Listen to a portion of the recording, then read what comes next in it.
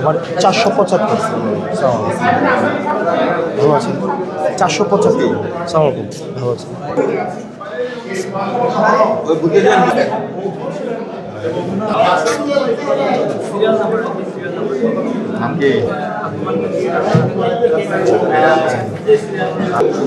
এটা এই দুইটার মধ্যে মারবো না।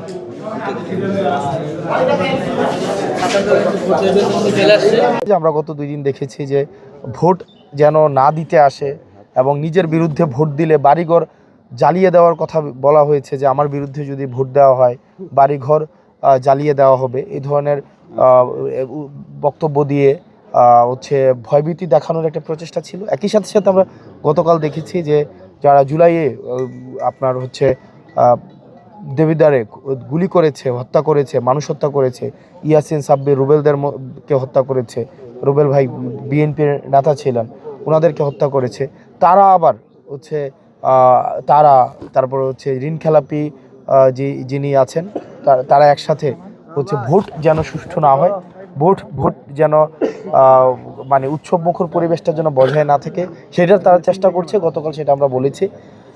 এই তো আশা করি বেলা গড়ানোর সাথে সাথে যত বেলা গড়াবে আমরা ততই বিজয়ের দ্বার প্রান্তের দিকে আমরা যেতে থাকবো। এখনো পর্যন্ত আমরা হচ্ছে কোনো ভোট কেন্দ্রে মানে এই যেই টেকনিক্যাল এবং প্রক্রিয়াগত কোনো জটিলতা আর বিষয় আমার কাছে এখনো খবর আসেনি। যদি কোনো প্রক্রিয়াগত কোনো জটিলতার বিষয় আসে সেক্ষেত্রে অবশ্যই আমি জানাবো।